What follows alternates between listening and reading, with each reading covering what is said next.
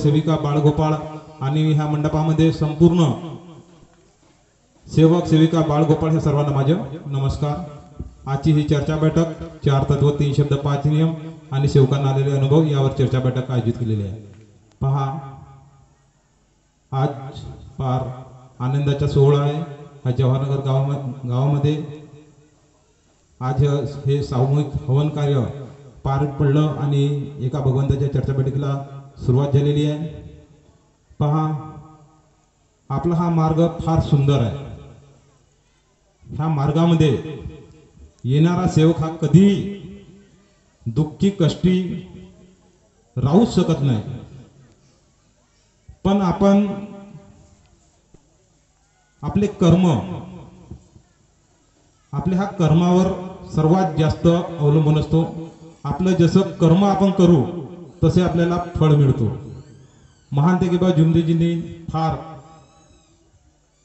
कष्ट मेहनत फार परिश्रम केलं आणि हा मार्गाची मानव धर्माची स्थापना केली। बाबाला असं वाटलं, बाबांनी ते आपल्या कुटुंबामध्ये सुख समाधान निर्माण झाली, पण बाबाला असं वाटत होतं की आपल्यासारखे असे गोरगरीब कित्येक कुटुंब असे विस्कळीत झालेले आहेत। म्हणून बाबांनी ही कृपा आपल्या जवळ न ठेवता आपल्या सर्व कार्यकर्त्याच्या मार्फत ही कृपा सर्वांना सारख्या प्रमाणामध्ये वाटून दिलेली आहे। फक्त आपण जे कर्म करतो, पहा ही कृपा सर्वांजवळची आहे, पण हिचा फायदा आपल्याला आपण जसं कर्म करू, ज्याप्रमाणे तत्व शब्द नियमाचे आपण जेवढं आपण तंतोतंत आपण पालन करू तेवढं ही भगवत कृपा ही आपल्याला सहकार्य करते।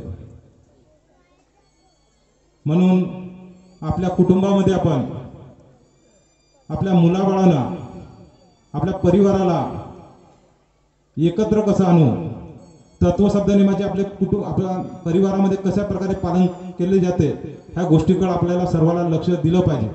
कारण की आजची ही पिढी फार मोबाईलमुळे किंवा ह्या कम्प्युटरमुळे फार विस्कळीत होऊन राहिली आहे। कारण की आपण ह्या टेलिव्हिजन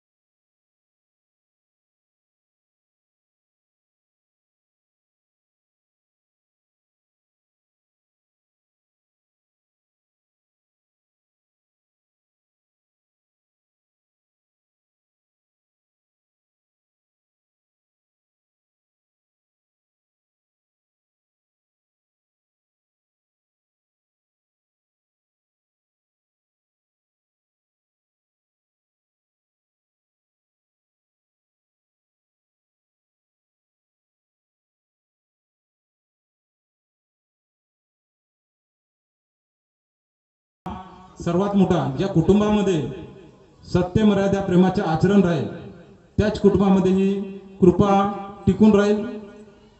कारण की सत्य हा परमेश्वर आहे। महान त्यागी बाबा जुमदेवजींना ज्या कुटुंबामध्ये सत्य मर्यादा प्रेमाची बाबांनी, पहा तुम्हाला मालूम असेल याच्या अगोदर सांगितलं की बाबांनी सत्य मर्यादा प्रेमाची भीक मागितली होती। कारण की बाबाला माहित होतं की ज्या कुटुंबामध्ये सत्य मर्यादा प्रेम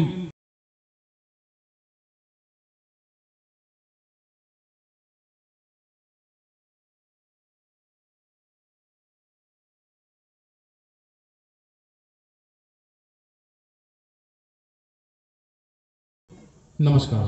धन्यवाद।